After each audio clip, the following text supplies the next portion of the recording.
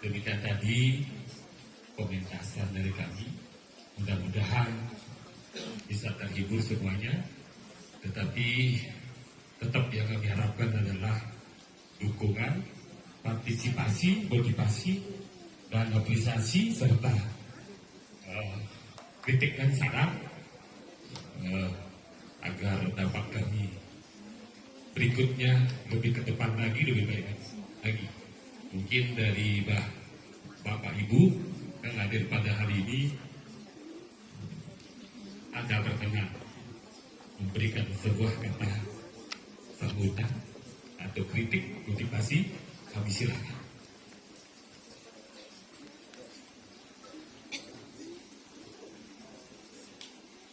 Mungkin dari Bapak wakil dari mewakili Dinas Kebudayaan ada yang hadir?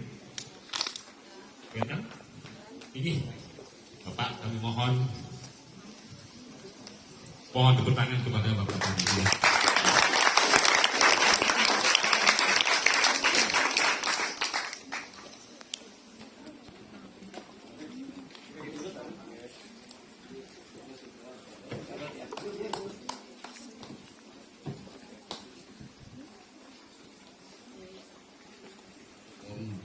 Om Swastiastu. Yang hormati pengisir ini dan kami penonton sekalian yang saya hormati, kebetulan yang mewakili salah satu teman dari Dinas Kebudayaan dari Kabupaten Gianyar. Kebetulan hari ini dia soalnya sami mikon buku ring agenda ya nyari mungkin boleh giliran itu santukan berikut yang jelas fisiki dan pada Nabi serang kami Pak Mendalam tadi kami semuanya penabuh kalian yang hormati yang diwaspadai kami. Yang pertama yang tentu sangat terharu pada hari ini. Kenapa demikian? Karena salah satu tari klasik yang disebut joget pingitan mampu dibangkitkan, direkonstruksi di tempat ini, di Peliadat ini. Itu yang saya salut.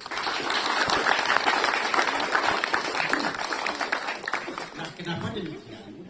Sekali lagi karena tari joget pingitan ini salah satunya nih, yang legongnya sampai dan mutiang sampai singkat yang fokus kepada joget pingitan geniki sampun suwe niki, sampun pingsan, mati segan hidup tak mau begitu semacam begitu.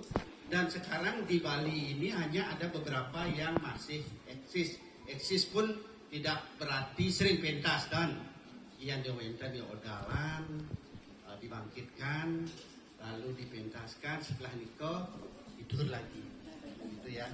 Jadi nah makin yang kelihatan joget pingitan mampu didirikan, mudah-mudahan harapan yang ini selaku pengamat seni, selaku dari pihak Dinas Kebudayaan ditugaskan pembinaan ini joget pingitan yang lihat niki lestari niki. Nah, saya ingin menyampaikan sedikit saja berkaitan dengan joget pingitan ini. Berbicara mengenai joget, kadang-kadang kan asosiasi kita dengan HP kita yang banyak sekali lewat ya joget-joget yang aneh-aneh menikah ya, yang banyak sekali dan mendunia. Kenapa mendunia? Kalau sudah dipegang di HP ini, masuk dalam HP ini, image orang tentang joget, begitu nyebut joget itu pasti sesuatu tari dari Bali yang miring ya, kesannya miring, citranya buruk. Pemerintah Bali sudah berusaha sebenarnya meluruskan joget-joget yang dianggap buruk itu. Tetapi sampai sekarang pun karena bercampur baurnya berbagai persoalan masuk di sana, terutama di zaman sekarang, di HP sekarang, karena adanya juga unsur finansial di sana. YouTuber, TikToker, apalah namanya Niko, karena ada ekonomi di sana, ada urusan bisnis di sana.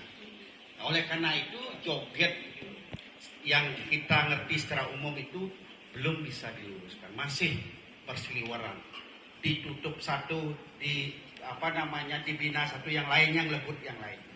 Nah itulah yang terjadi. Namun joget ini untuk joget pingitan itu tidak ada asosiasi demikian. Bahkan sebenarnya kalau kita melihat sejarah joget pingit itu disentuh pun tidak boleh.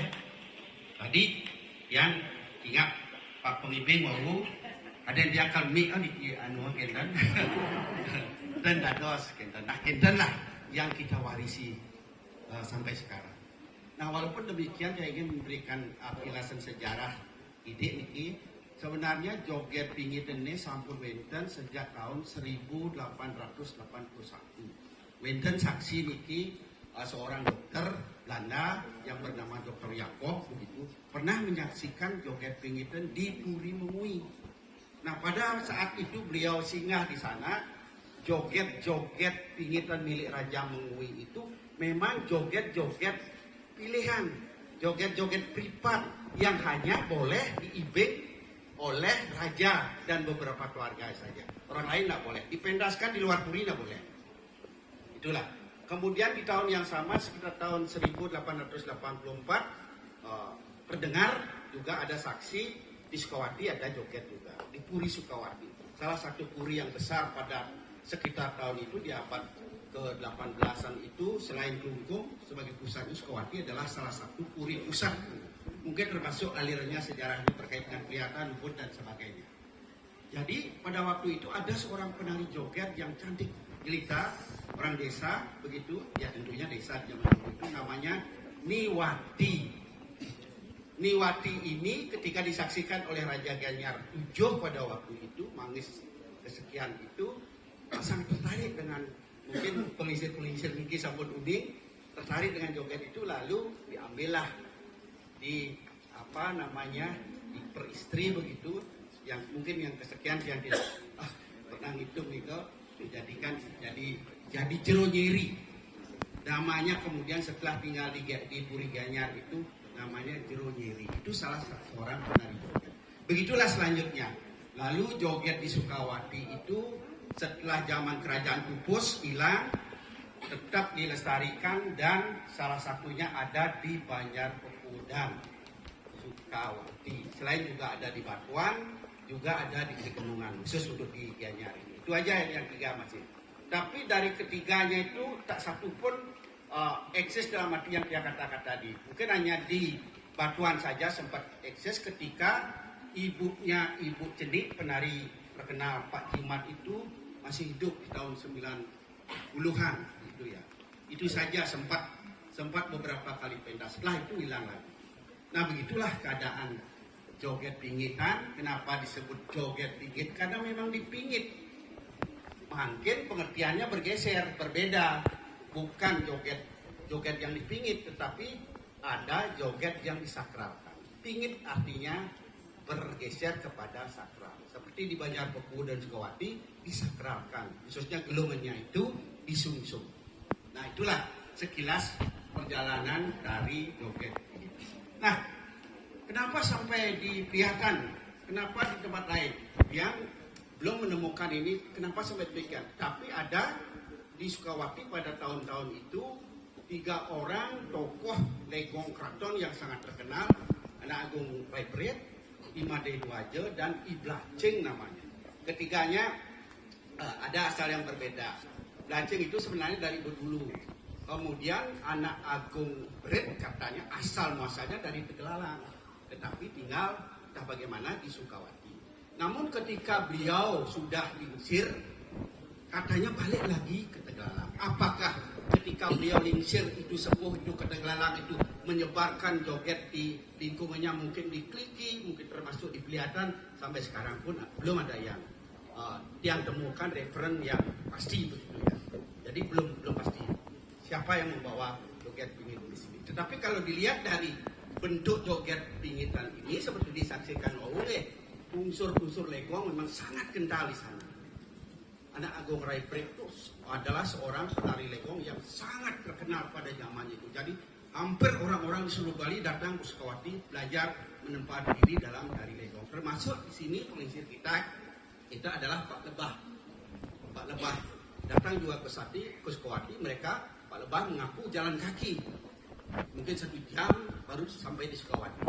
Dan dia kebetulan sempat mewawancarai Pak Lebah di rumahnya ketika beliau menjelang-jelang meninggal itu, beliau dengan terus terang mengatakan yang mendapatkan pelajaran semua niki baik tabuh maupun gening-gening legong semuanya dari Sukawati anak Agung Rayu Peri.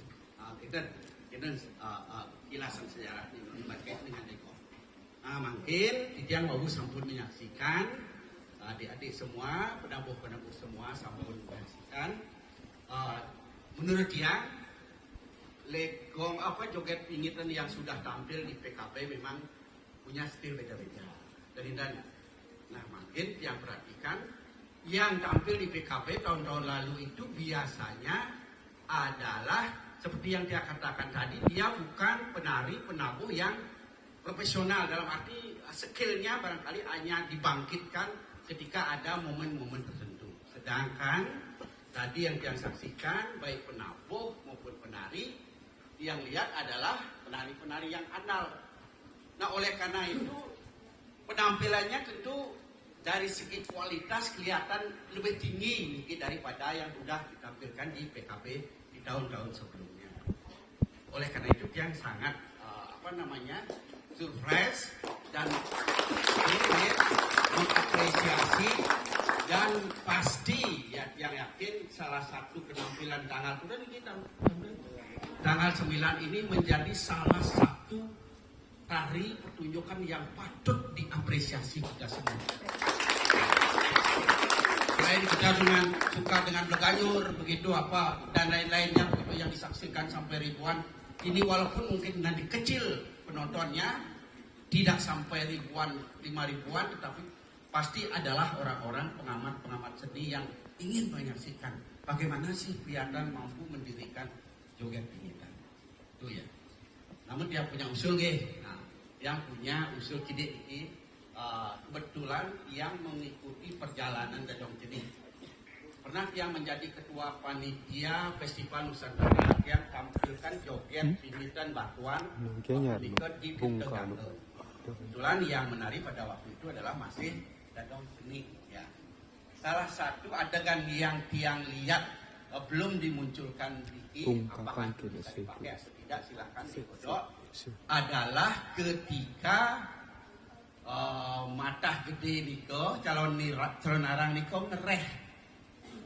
Ketika calon arang niko ngereh, yang lihat Dadong Jenih tidak lagi memakai gelungan ketika ngereh. Justru gelungannya ditaruh. Kenapa gelungannya ditaruh? Karena bahwa dia akan mengkotor-kotor bangkai mak bayi.